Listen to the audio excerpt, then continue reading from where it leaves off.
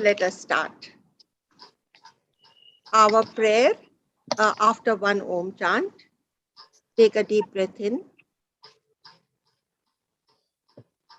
Om.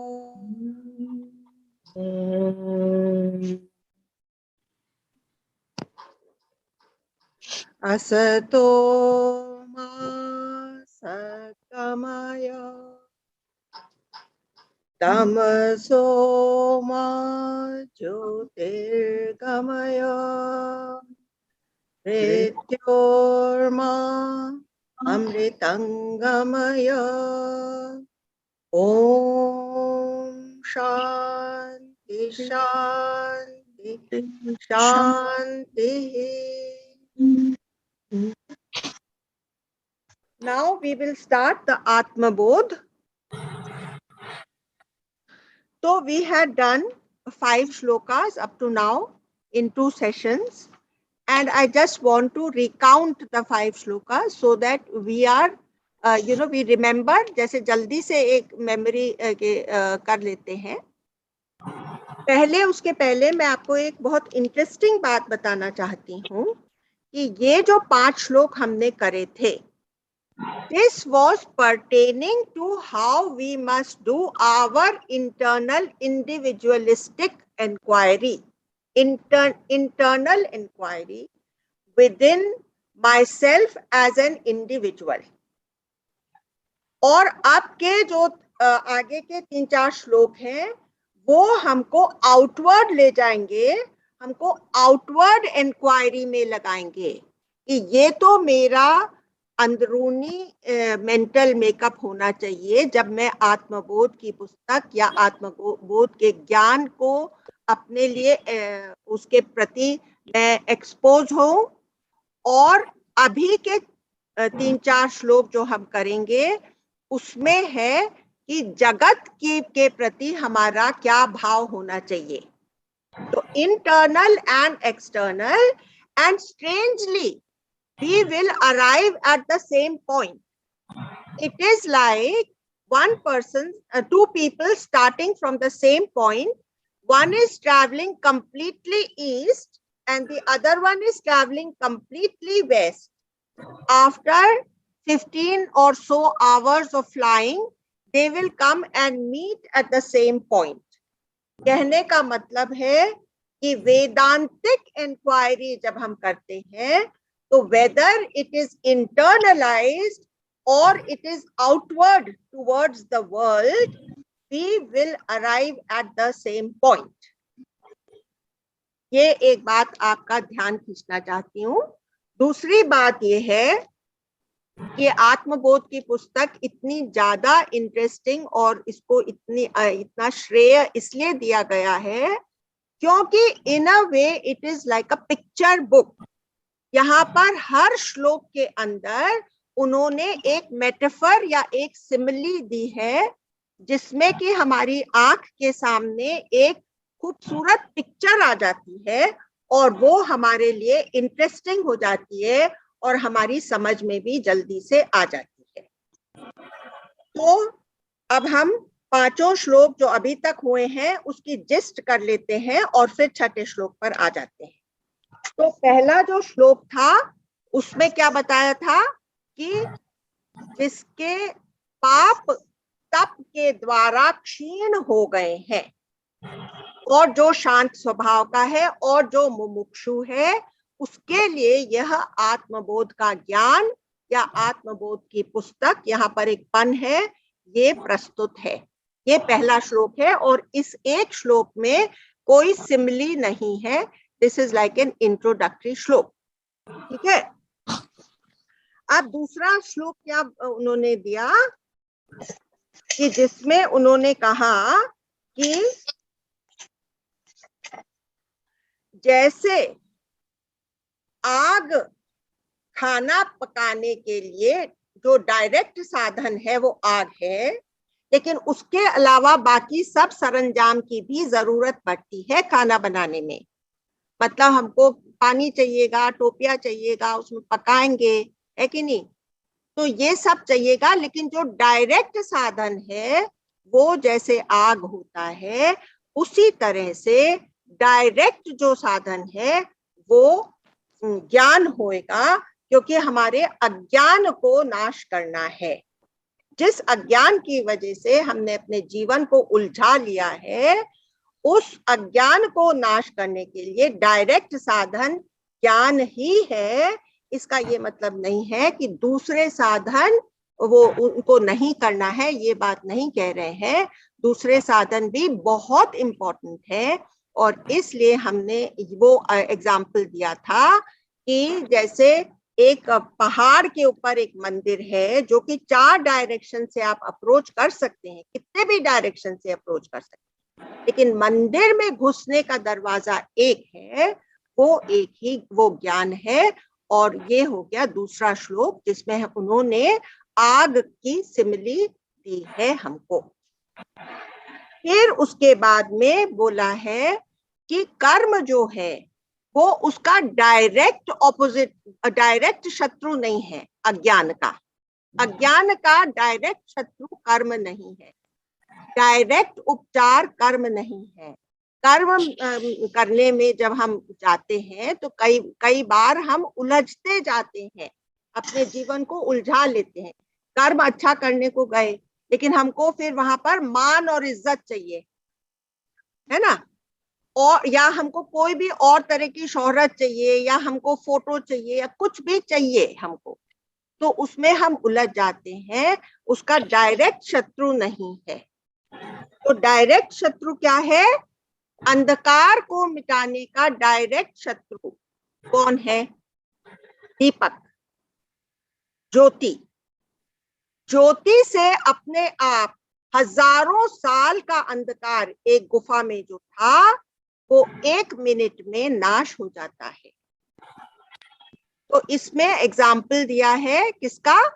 कि जैसे अंधकार को मिटाने के लिए दीपक मात्र की जरूरत होगी, और 1000 आप कोशिश कर लें, आप झाड़ू लेकर के उसको साफ करने की कोशिश कर लें, या आप उसको गाली गलौज दें, या आप डंडा लेकर के पीटें, कोई फायदा नहीं होगा।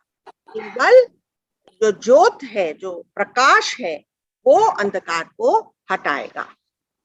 और चौथा वर्ष था कि जब जो भी हम इस्तेमाल करते हैं उसको हटाने के लिए वो ज्ञान जो है, तो वो बना ही रहना पड़ेगा, तो वो भी एक तरह का मैल हो जाएगा। क्योंकि हम इतना इनफाइनाइट ब्रह्म को इस फाइनाइट माइंड में कैसे पकड़ सकते हैं? वो पॉसिबल नहीं है। तो बोले वो पॉसिबल नहीं है, ये आपका कहना राइट है, लेकिन जैसे ही अज्ञान हट जाता है, तो जैसे बादल हट जाते हैं और सूरज की रोशनी आप तक डायरेक्ट पहुंचने लगती है, वैसा आपका एक्सपीरियंस होएगा। बादल के छटने का एक्सपीरियंस और सूरज की किरणें डायरेक्ट आपके पास पहुंच। ठीक है, तो ये हो गया चौथा। और फिर पांचवा है, पांचवा ये वाला है कि वो जो इनफाइनाइट को हम कैसे होल्ड कर सकते हैं। तो बोलते हैं कि तुमको होल्ड करने की जरूरत नहीं है, तुम ऑलरेडी वो हो, तुम ऑलरेडी वो हो। तो जिस ज्ञान को तुम इस्तेमाल करोगे वो बैठ जाएगा। जैसे फिटकरी पानी में डालते हैं तो सारी गंदगी को वो बैठा देती है और फिर बाद में खुद भी बैठ जाती है। तो यहाँ पर उन्होंने एग्जाम्पल दिया है कटक वत, कटक रेणुवत। तो कटक मैंने इसका गूगल करा था, तो एक हर्ब है, एक पेड़ है, उसका नाम है कटक। उसके अंदर एक फल लगता है, उसका जो सीड होता है उसको पीस करके उसका पाउडर, उसकी रेणु बनाना है, उसका पाउडर जब आप पानी में डाल देते हैं तो आपकी वाटर बॉडीज क्लीन होने लगती हैं।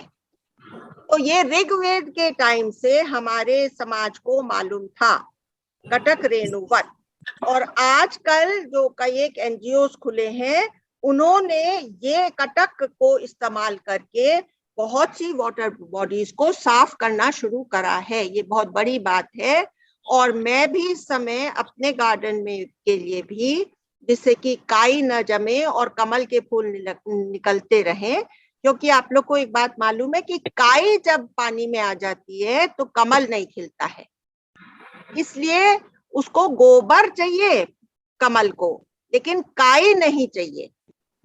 तो काई को हटाने के लिए आपको कटक की रेणु उस पानी में डालने से वो भी, काई भी बैठ जाएगी और फिर जो पाउडर आपने डाला है वो भी बैठ जाएगा। तो मतलब आपको ये बात याद रखने की जरूरत नहीं कि मैं ब्रह्म हूं, मैं ब्रह्म हूं, मैं ब्रह्म हूं, मैं ब्रह्म हूं। आपने एक बार समझ लिया कि कैसे ये जो है, इसकी रियलिटी जो है वो एक ही ब्रह्म तत्व है, फिर इस ज्ञान को भी भुला देना है और आप नॉर्मल नेचुरल होकर के इस जीवन को व्यतीत कर सकते हैं, नॉर्मल नेचुरल। अब आता है छठा वर्ष, जिसमें कि इन्होंने मतलब अपना अपना जो डायरेक्शन है वो बाहर की तरफ, जगत की तरफ, अपने जो फोकस है, अपनी जो टॉर्च लाइट का फ्लैश है वो उन्होंने जगत की ओर उन्होंने डाला है। तो क्या बोलते हैं,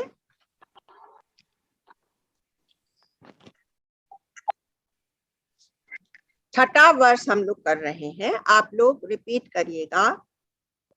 संसारः संसारः स्वप्न तुल्यः हि स्वप्नतुल्यः राग द्वेषादि रागद्वेषादि संकुलः संतुलः स्वकाले स्वकाले सत्यवत भाति तद्वत् भाति प्रबोधे प्रबोधे सति असत भवेत्। भवेत्। हाँ, आप लोग के पास, सबके पास वो रिटन श्लोक भी आ गए होंगे जो कि मैंने व्हाट्सएप पे भेजे थे। उसी से पढ़ रहे हैं, इसी से पढ़ रहे हैं, आपने जो भेजा। कविता जी के पास नहीं आए हैं। कविता जी, मैं आपको भी विजडम ग्रुप पे डाल दूं क्या? डाल दीजिए, दैट विल बी बेटर। हाँ तो सब एक संग ही हो जाएगा ना। हाँ हाँ, एग्जैक्ट। हमको भी डाल दीजिएगा। Okay okay, very good, yes. The world, which is full of attachments, aversion, and so on, is like a dream. यहाँ पर कौन सा एग्जाम्पल दिया है? Like a dream. It appears to be real as long as the dream continues, but becomes unreal when one wakes up, when true wisdom dawns. When the true wisdom dawns, then this world as we are seeing it today becomes unreal. अभी देखिए, जो एक बहुत ही बड़ा हमेशा ये simile इस्तेमाल होती है स्वप्न की, जो एग्जाम्पल दिया जाता है वेदांत में, वो सपने से बहुत कुछ समझाते हैं और वो ही मैं आज आपको उसके बहुत से फैसेट्स खोलने की कोशिश करूंगी सपने के। जैसे आत्मबोध जो है वो दुखों की निवृत्ति का मार्ग है, पर मोक्ष की इच्छा बहुत जरूरी है। आप लोगों ने सबने कह तो दिया था कि हाँ आप लोग चाहते हैं, लेकिन आप लोग डीपली एग्जामिन करिए, गुरु भी जल्दी से मानता नहीं है जबकि शिष्य बोलता है कि हाँ हमको केवल ये मोक्ष चाहिए, क्योंकि मोक्ष की जो चाह है वो बहुत ही रेयर है।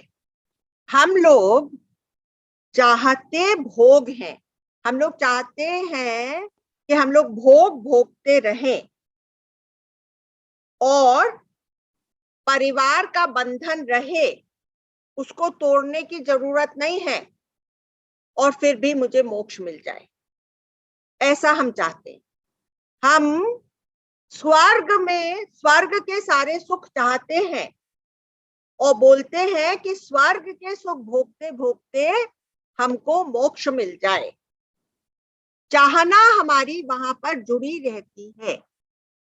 आजकल देखिए संबंधों के बारे में अब्रॉड में कितना बड़ा बोलबाला है, रिलेशनशिप्स। तो वो लोग रिलेशनशिप्स के ऊपर बहुत बड़े बड़े लेक्चर्स ऑर्गेनाइज करते हैं, और जो लाइफ में मोस्ट इम्पोर्टेंट थिंग है बोलते हैं वो है रिलेशनशिप्स। तो रिलेशनशिप इम्पोर्टेंट है हमारे वेदांत के हिसाब से भी, लेकिन असलियत जानते हुए अपने रिलेशंस को निभाइए। वेदांत में दोनों एस्पेक्ट्स बताते हैं, और फॉरेनर्स केवल रिलेशनशिप्स को बहुत ज्यादा जोर देते हैं। अब रिलेशनशिप्स जो हैं उनके 3 पहलू होते हैं।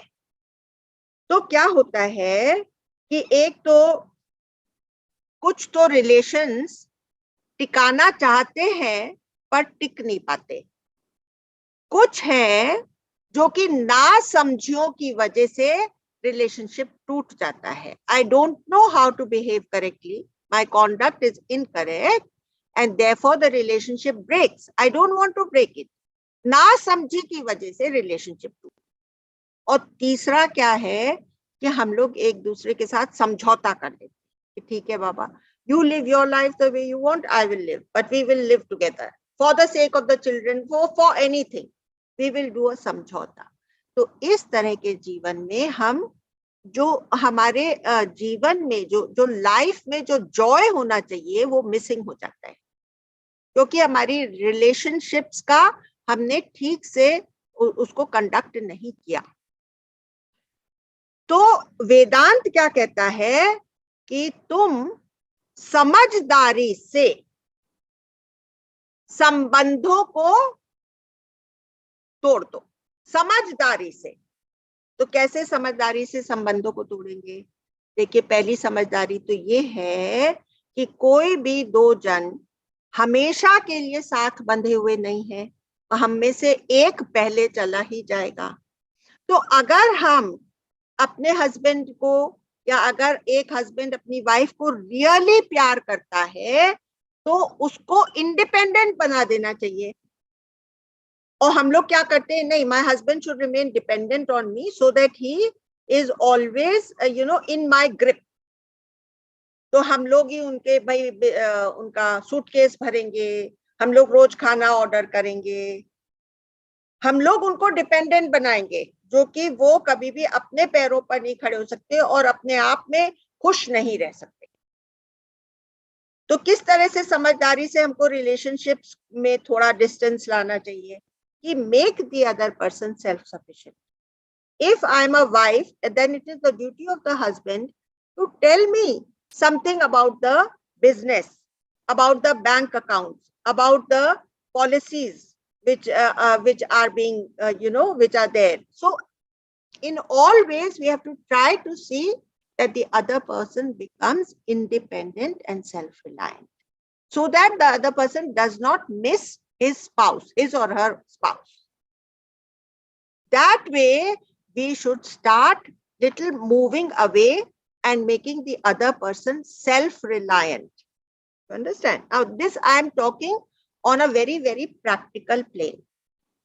Now comes the main संबंध जो हम लोगों ने बांध करके रखा है, and that संबंध is towards our own body. अपने शरीर के साथ जो हमारा गहरा संबंध है वो ही हम सबसे पहले तो तोड़ने को या छोड़ने को या समझने को तैयार नहीं होते, क्योंकि हम गहरी नींद से भी जगा करके आप बोलेंगे तो भी हम कहेंगे कि मैं ये बॉडी हूं, मैंने इसके साथ ऐसा संबंध बांध रखा है कि मैं 84 लाख योनियों के बाद भी इस संबंध को ढीला करने के लिए तैयार नहीं हूं। हालांकि मुझको रोज इसका मौका मिलता है। वो कब मिलता है? देखिए, जब हम सपने से जगते हैं तब इमीडिएटली सपना वो झूठा हो जाता है ना? जो कुछ हमने सपने में देखा था, उसी समय अगर हम अपने आप से पूछें कि वो सपना जिसने देखा था, जो उस सपने का साक्षी था, वो कौन है? रोज हमको ये मौका मिलता है। और ये अवसर प्रकृति ने हमको दिया है, प्रकृति हमको सुलाती है।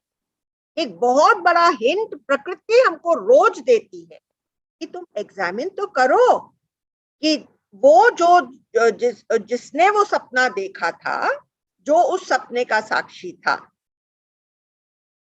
वो कौन है? जो तुम बनी थी, जो अमला सपने में एक एक्टिंग कर रही थी, जो रोल प्ले कर रही थी, वो तो सपना टूटते ही खत्म हो गया था, है ना? लेकिन मैं तो बाकी बची हुई हूं ना, जिसने वो सपना देखा था, जिसको याद है कि एक वो सपना था जो कि झूठा था। अब क्या करते हैं, उस समय बेशक हमको थोड़ा सा एहसास रहता होगा, लेकिन हम इमीडिएटली उसको एक और इल्यूजन से उस स्पेस को भर लेते हैं। हम सच्चाई से उसको नहीं भरते, हम डिसइल्यूजन नहीं होते, हम एक और इल्यूजन, उससे भी बड़ा इल्यूजन हम अपने ऊपर थोप लेते हैं, और वो है जागृत अवस्था का इल्यूजन। वो हम थोप लेते हैं और हम कहते हैं कि ये जो है, ये जो हाड़ मास का है, यही मेरी रियलिटी है। तो हमको टाइम ही नहीं मिलता to internalise the inquiry and reach to the bottom of it. Is this clear about sapna?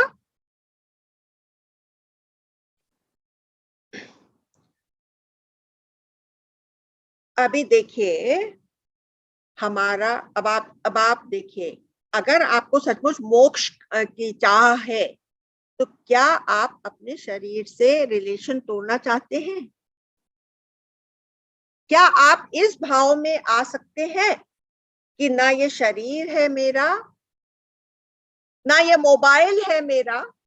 Mobile से आप नाता तोड़ना चाहते हैं? ना ये फ्रेंड्स है मेरे, ना ये दुश्मन है मेरे, सबसे नाता आप तोड़ना चाहते हैं क्या? All this I am saying just that we discover our truth, where I am standing. And if I need to go deeper, if I need to become more serious in my quest, then I may do it. Because हम लोग शब्दों में कहना सीख गए हैं, but reality में नहीं सीखे हैं। लेकिन हम लोग भारत भूमि में पैदा हुए हैं, और इसलिए ये वेदांत की खुशबू सारे वातावरण में हमको मिल ही जाती है। तो एक औरत, एक पत्नी अपने पति को बोलती है, घर छोड़े घर घर फिरे तो नहीं छोड़ो नाथ, पर घर छोड़े जो घर मिले तो अभी छोड़ना साथ। Even the wife is ready. देखिए हमारे यहाँ क्या है कि औरतों के अंदर इतना ज्ञान कूट कूट करके भरा हुआ है, क्योंकि हमारा कल्चर ही ऐसा है। कल्चर इतना महान है कि इसका हर शब्द जो इस्तेमाल करते हैं उसमें भी गहराई है। अभी हम शरीर की बात कर रहे हैं। शरीर, शरीर का क्या मतलब? The one that is continuously deteriorating. शरीर जैसे एक बर्फ का ढेला पैदाइश के बाद इमीडिएटली मेल्टिंग उसकी शुरू हो ही जाती है, उसी तरह से इस शरीर से जिसको कि मैं पकड़ के रखना चाहती हूँ, तो उसकी असलियत को नहीं जानने से हम अपने साथ कितना बड़ा अन्याय कर रहे हैं। सारे ह्यूमन बीइंग्स में एक इच्छा प्रबल रहती है कि हम अमर हो जाएं, तो हम अमर हो जाएं, लेकिन हम क्या करते हैं? अपने नियरेस्ट नेबर जो शरीर है इसको अमर बनाना चाहते हैं। देखिए समझिए इसमें क्या इसमें सटलिटी ऑफ इंटेलेक्ट, कि मैं चाहती हूं कि मैं अमर हो जाऊं, लेकिन मैं अमरता की तरफ अपने कदम बढ़ाने की जगह इस शरीर को अमर बनाना चाहती, जो कि मैं कभी नहीं हूं। So this is what I am trying to say कि मेरा पति, suppose there is a man who is behaving wrongly and I am unhappy because of his wrong behavior. So I will say that he must change. No, he is not going to change. You have to change. If you want to become Amar, you have to realize the divine tattva in yourself to become Amar, which you already are. But you want to make your sharir Amar. अब देखिए, जो मैं अपने culture की बात बता रही हूँ कि शरीर तो ये है कि जो हर क्षण जो कि डिटीरियोरेट हो रहा है. अब दूसरा शब्द हम लोग क्या इस्तेमाल करते हैं? देह. देह की रूट क्या है? दाह. This sharir is always fit for the flames. ये दाह के लायक है प्रभु. ये भी हमारे ऋषि मुनियों ने शरीर के नाम के अंदर पिरो दिया कि ये जो देह है ये दाह के लायक है. Not anything more than that. It is a chola. After all, कपड़ा तो फटने ही वाला है ना. तो देखिए, हमारे जो गलत समझ है उसकी वजह से हम कहां कहां फंस रहे हैं.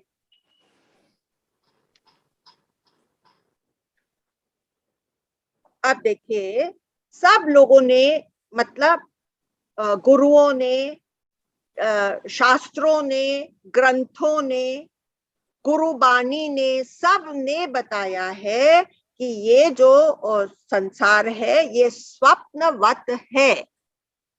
लेकिन हम कहेंगे नहीं नहीं, ये लोग तो एग्जैजरेट कर रहे हैं, ये ठीक नहीं बोल रहे. Because my experience is not that. Therefore, all of them are wrong and I am right that this sansar is the truth. It is not an appearance. It is not स्वप्नवत. ये हम लोग पकड़ के बैठे हुए हैं. पर जैसे ही आप आत्म तत्व को जान लेंगे, तब इस जगत का प्रभाव आपके ऊपर एकदम कमती कमती हो जाएगा. और ये कब तक? देखिए, हम लोग हर काम जरूरत से करते हैं. जब हमको भूख लगती है तब हम खाना खाते हैं, है ना. और फिर जब हमको नींद आती है तो हम सो जाते हैं. जब तक हमारे अंदर अज्ञान है तब तक हमारी लालसा रहेगी कि हमको ज्ञान मिले. एक बार ज्ञान मिल गया हमको तो उस ज्ञान की भी जरूरत हमको पकड़ के रखने की जरूरत नहीं. ठीक है. अब देखिए, एक और बात है कि इस संसार में कुछ भी करने के लिए हमको दोनों चीजों के ऊपर ध्यान रखना है, the practical aspect and the spiritual aspect. तो अगर हमको कुछ कल्याणकारी भी करना है तब हमको जगत सत मान करके ही उसके अंदर कल्याणकारी कार्य करना है. लेकिन दिन भर काम करने के बाद हमको अपने तथ्य में लौट करके आ जाना है. हमको अपना अधिष्ठान कभी भी भूलना नहीं है.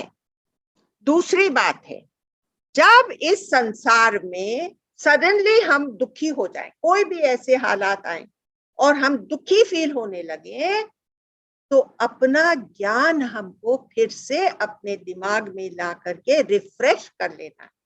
रिफ्रेश बटन होता है कि नहीं आजकल कंप्यूटर में? Refresh button. तो दुख लग रहा है, इसका मतलब हम अपना ज्ञान भूल गए हैं.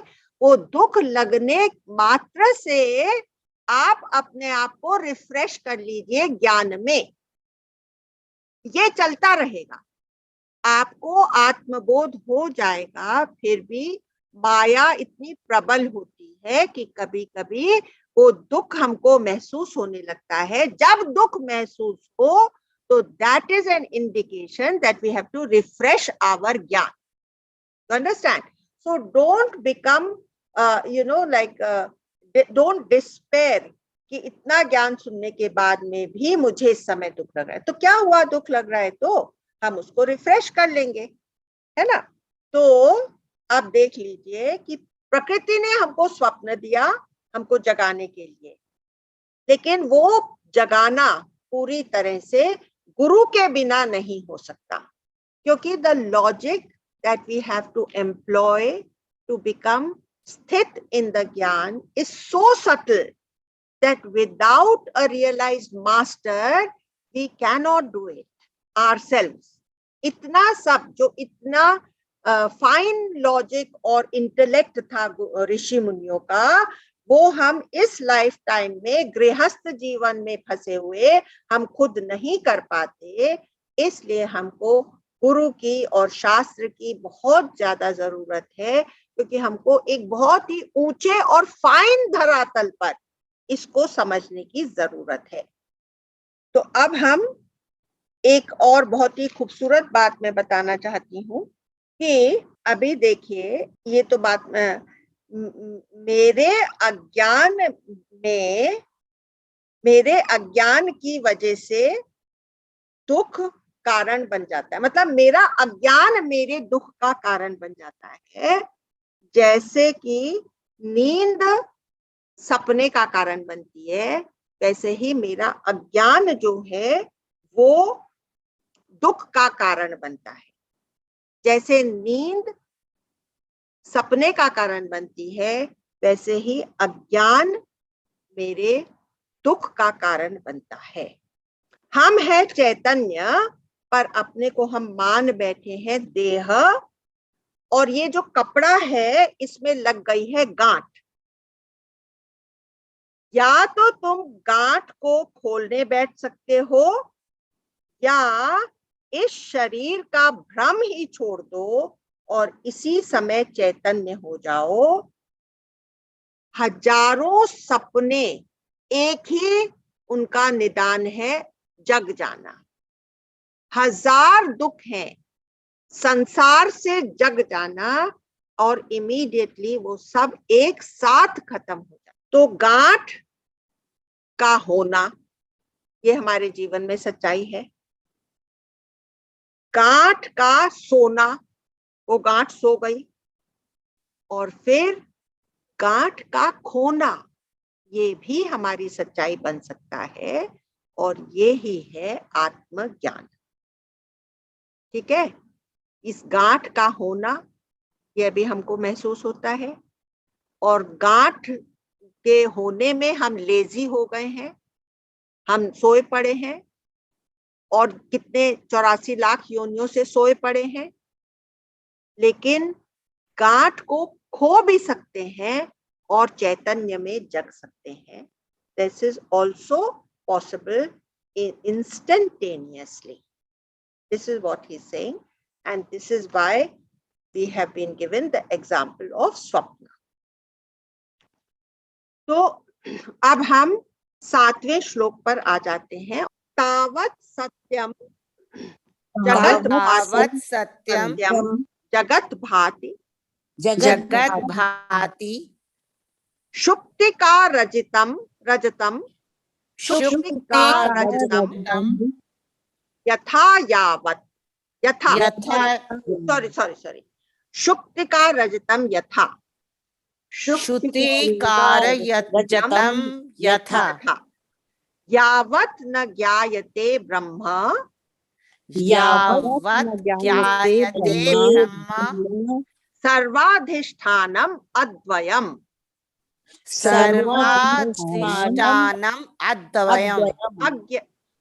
अद्वयम्। The world appears to be real as long as the Brahma, the non-dual substratum of the entire creation, is not realized. It is like the illusion of silver in the mother of pearl. तो यहाँ पर picture कौन सी उन्होंने दी है कि एक CP के अंदर जो बहुत चमकदार चांदी जैसी चमक होती है, तो वो तब तक हमको लुभाती है जब तक हम ये नहीं जानते कि ये सीप है और इसमें चांदी का कोई अंश नहीं है, तब तक हम उसकी तरफ ड्रॉ होते हैं। The world appears to be real as long as the Brahma, the non-dual substratum of the entire creation is not realized. जैसे कि चांदी की जैसे कि सीपी की चांदी की तरफ जो हमारा अट्रैक्शन होता है वो तब तक रहता है जब तक हम उसको उसकी रियलिटी नहीं देख लेते। देखिए, ये जो जगत हम एक्सपीरियंस करते हैं ये 3 स्टेट्स के थ्रू एक्सपीरियंस कर रहे हैं। कौन सी 3 स्टेट्स? जागृत, स्वप्न और सुषुप्ति। इन 3 स्टेट्स के थ्रू हम इस जगत को एक्सपीरियंस कर रहे हैं और इसके साथ में हमारे जो सेंसेस से हमको सब प्लेजर्स हमको फील होते हैं, enjoyments, emotions, feelings, all this is because of the mental sheath that is around us. The concepts, the opinions of the intellectuals all constitute this world for us.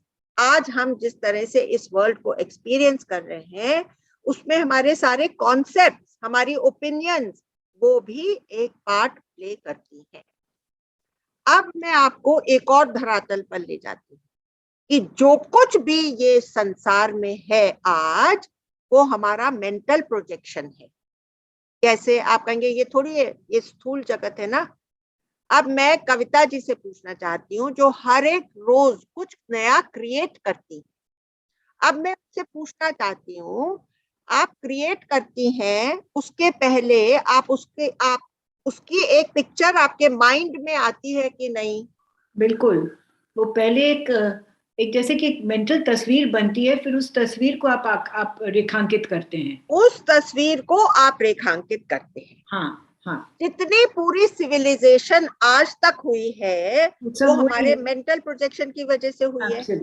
पहले हम लोग गुफाओं में रहते थे, फिर हम लोग को एक माइंड में आया कि आई कैन मेक अ गुफा like structure, like a house. तो हम लोगों ने झोपड़ियां बनाना शुरू कर दिया। वो जो झोपड़ी है वो मेरे खेत में ही हो सकती है, तो मेरे को इतनी दूर गुफा से आने की जरूरत नहीं हुई। वो ही झोपड़ी आज 100 स्टोरीज की बिल्डिंग बन गई है। वो कहाँ से निकली है?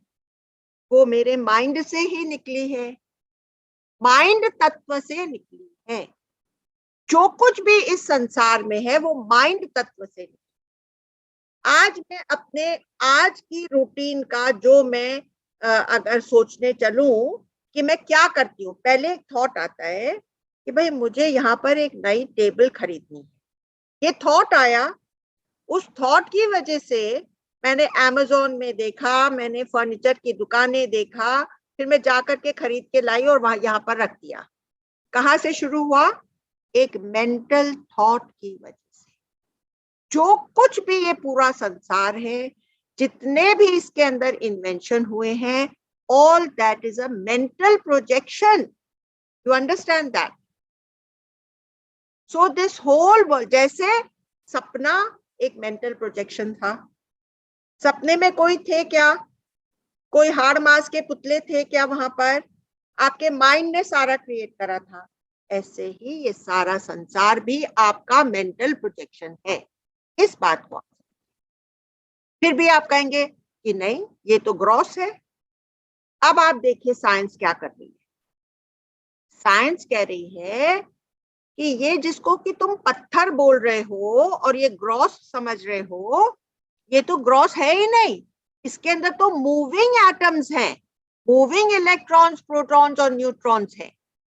और उसके अंदर कितनी स्पेस है? कितनी स्पेस है? 99.6% is space in something which is as solid as stone. तो जब हमारे ऋषि मुनियों ने कहा कि उस चैतन्य तत्व के ऊपर ये एक अपीयरेंस है, तो आज जब मैं इस लेक्चर के लिए तैयारी कर रही थी तब मेरे को एक बहुत ही सुंदर भाव आया था, वो मैं आपके साथ में शेयर करना कि कभी आप ऐसा महसूस करिए कि मैं वो ब्रह्म तत्व हूं जिसके ऊपर की ये लाइफ अपीयर हुई है और ये फॉर्म अपीयर हुआ है और इस फॉर्म ने ये पर्टिकुलर कपड़े पहने हैं और मैं जो ब्रह्म तत्व हूं उसके अंदर अनंत लाइफ इसी तरह से पैदा हूं। मैं ये एक लाइफ नहीं हूं, मैं ये एक फॉर्म नहीं हूं। तो कभी अपने साथ बैठ करके ये एक प्रोजेक्शन करिए अपना माइंड का, जैसे आप इतनी और क्रिएशंस करती हैं, इस सीन को आप बिल्ड करिए। जैसे कि पहली बार ज्ञान सुन करके ही जनक क्या कहता है कि मुझ अंतहीन समुद्र में ये विश्व लहरें उठ रही। मुझ अंतहीन समुद्र में, यही शब्द आप अपने साथ इस्तेमाल करिए।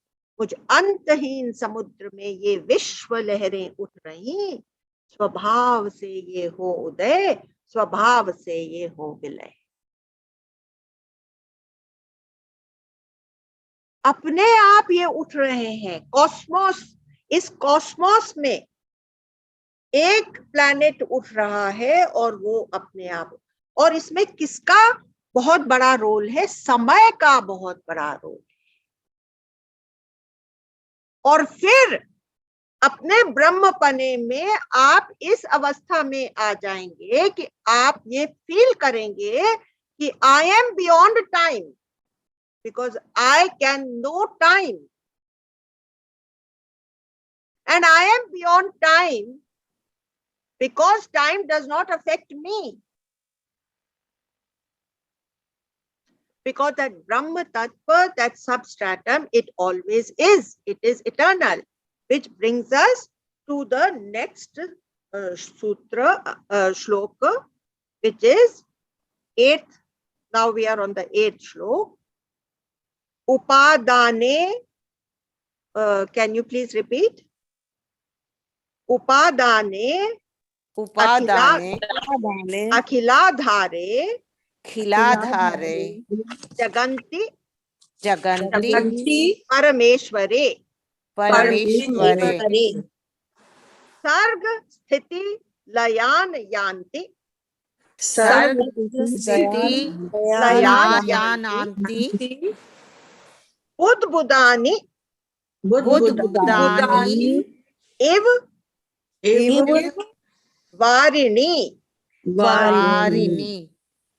तो यहाँ पर बोल रहे हैं कि इस जगत का उपादेय जो है, उपादेय का जो है, जो इसका कारण है, वो जिसने कि इस जगत को धार रखा है, वो परमेश्वर है।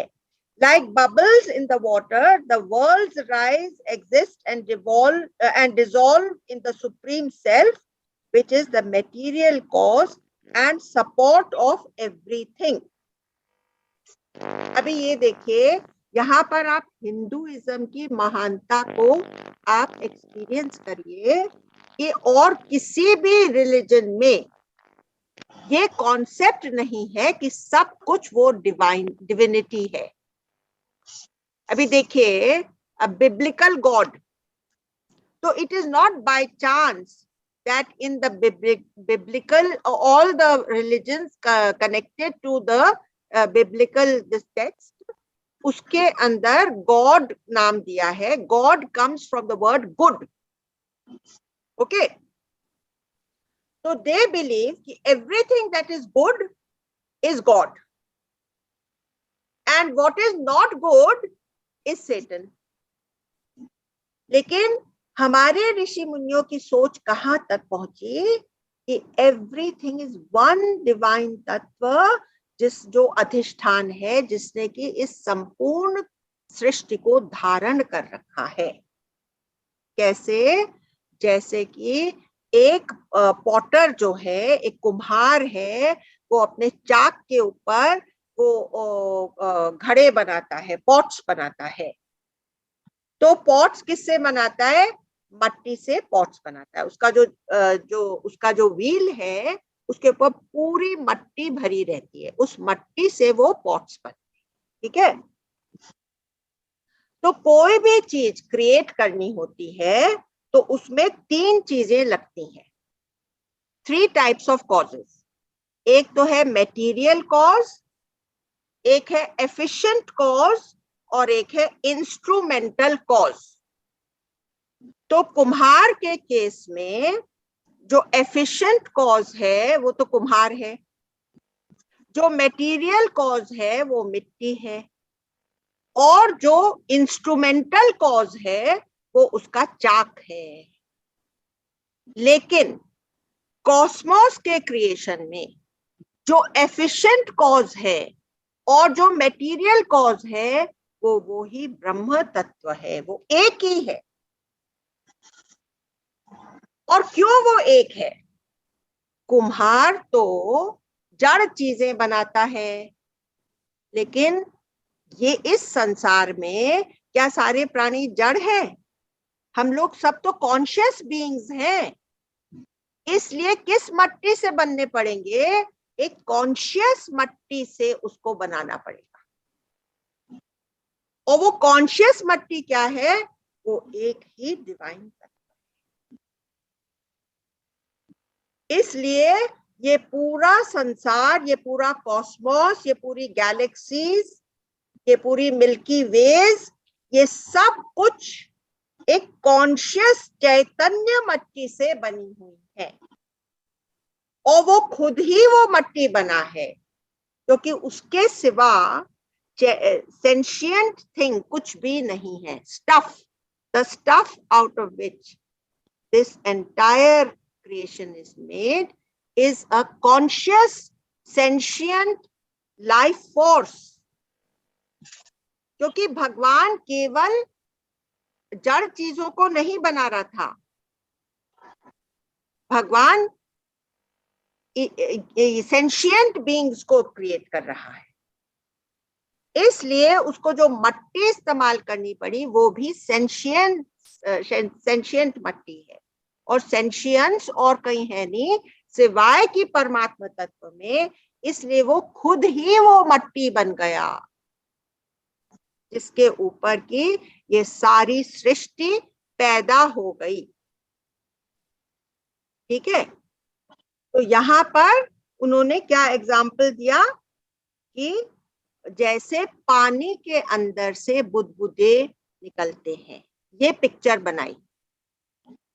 तो देखिए, पानी के अंदर से लहरें उठी, लेकिन जब लहर एकदम ऊंचाई पर थी, सुनामी थी, तब भी वो पानी ही थी ना, या कुछ और होती? सुनामी हमने नाम दिया था, लेकिन थी वो अंदर पानी ही। फिर जब वो सी शोर पर आई और वो बबल्स उसमें बन गए, तब वो जो बबल्स थे वो उस समय पानी ही थे या कुछ और थे? उसका पानी पना कभी भी कम हुआ क्या? उसका पानी पना कभी कम हो ही नहीं सकता। तो यहाँ पर ये खूबसूरत उन्होंने एग्जाम्पल दिया कि वो जो बुदबुदे उठते हैं उसी में से उठते हैं और उसी में लय हो जाते हैं। और यही पिक्चर आपने अपने साथ भी बनाई कि मुझ अंतहीन समुद्र में से विश्व लहरें उठ रही, स्वभाव से वो हो उदय, स्वभाव से वो हो विलय। ठीक है कि नहीं? ये पिक्चर आप अपने साथ बैठ करके कभी इसको इमेजिन करिए, तब आपको इस भाव में उतरने में आसानी होगी। अब देखिए 9th श्लोक है, सच्चिदात्मनि अनुच्युते अनुच्युते अनुसूयते अनुस्युते अनुसूयते नहीं है, अनुस्युते स्युते नित्ये नित्ये विष्णौ विष्णौ प्रकल्पिताः प्रकल्पिताः व्यक्तयः यः विविधाः सर्वाः विविधाः सर्वाः हाट के हाट के के कटकादिवत। कटकादिवत। हाँ, इसमें उन्होंने क्या पिक्चर दी कि जैसे सारे गहने सोने के ही बनते हैं, सोने के ही गहने बनते हैं, उसमें सोने के सिवा और कुछ नहीं होता, उसी तरह से ये सच्चिदानंद में से फैब्रिकेट होकर के ये पूरा जगत बना है। तो कृष्ण भगवान ने क्या कहा कि सूत के समान मैं सब में हूं, और वो जो अलग अलग मणियां माला में दिखती हैं, वो मणि, एक एक मणि उसी सूत की ही बनी हुई है, इंटरवोवन फ्रॉम द परमात्मा तत्व इज दिस एंटायर क्रिएशन। जब तक हमको इस क्रिएशन की हर एक चीज में खूबसूरती नहीं दिखेगी, वो परमात्मा की डिविनिटी नहीं दिखेगी, एक कॉकरोच में भी जब हम उसकी सुंदरता देख सकेंगे, तब मेरे अंदर भक्ति भाव जगेगा, जो गुरुदेव ने पहले कहा। Then I will be truly humbled that every aspect of creation is so miraculous, because he himself is manifest in the entire creation. It is on that substratum, out of that substratum, it is divinity itself, that this entire creation has come about. Vyaktayah vividhaha, all the various beings are made out of that one thing. Prakalpita, projected. Projected का मतलब जैसे एक projector के अंदर से projection का नहीं भाव करिए, उसके अंदर से निकलता है। It is placed on the, he himself has placed himself in this entire world as so many different forms. It is जैसे कि कपड़ा जो है वो पूरा कपड़ा धागे से बना हुआ है, ताना और बाना दोनों के मिल करके, it is interwoven, that divinity is interwoven in the entire firmament of this cosmos. There is nothing other than that. There is no scope for there being anything other than that. और वो कैसा है? वो नित्य है और विष्णु है. तो विष्णु से यहाँ पर विष्णु भगवान का, 4 हाथ वाले विष्णु भगवान की कल्पना मत कीजिए. विष्णु मतलब ऑल परवेडिंग. दैट तत्व इज नित्य, eternal, always there, and it is all pervading.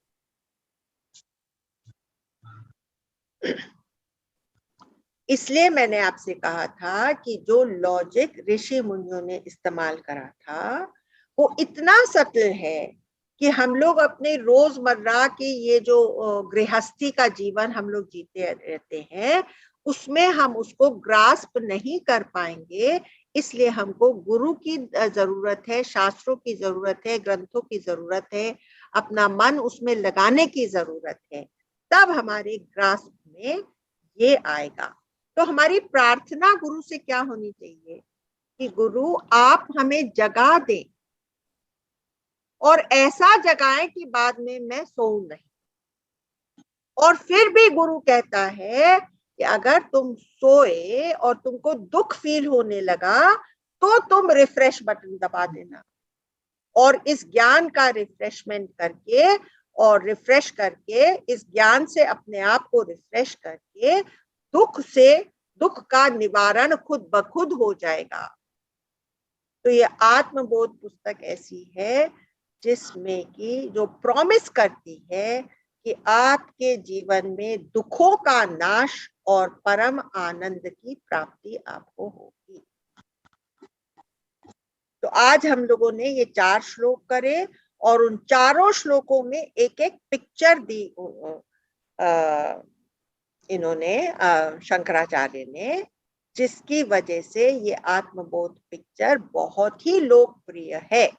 सब लोग इसको पढ़ना चाहते हैं because it has been made interesting with so many metaphors and similes. Understand? तो एक तो वो पहले तो उन्होंने कहा कुम्हार के चाक के जैसे सर्व सर्व का अधिष्ठान है वो, और फिर उन्होंने कहा कि जैसे सोना। अब सोने का एग्जाम्पल क्यों दिया? क्योंकि सोना जो है वो बहुत ही वैल्यूएबल है, उसको फेंकने लायक नहीं है।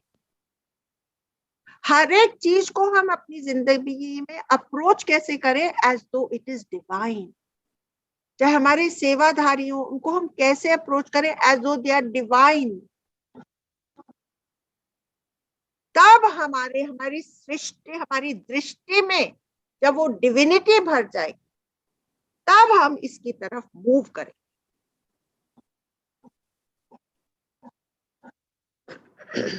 तो टाइम हो गया है, अब कोई भी कुछ बोलना चाहे जिसमें कि अभी प्रश्नों को हम बाद में करेंगे।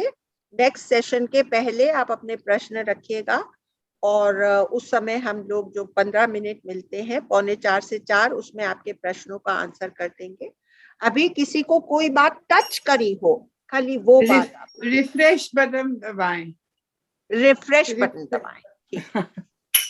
ठीक है, रेखा जी आज आई है क्या? नमस्ते आमला जी, मेरे को बहुत ये करा जो सेल्फ रिलायंट आपने बोला ना, उससे अटैचमेंट्स विल गो अवे। अब द रिलेशनशिप यू टोल्ड की रिलेशनशिप कैसे we are very attached in different relationship to the things. तो when we become self reliant and no मतलब स्टार्ट अंडरस्टैंडिंग कि इसकी अब जरूरत नहीं है, at least I really realized when you explained it.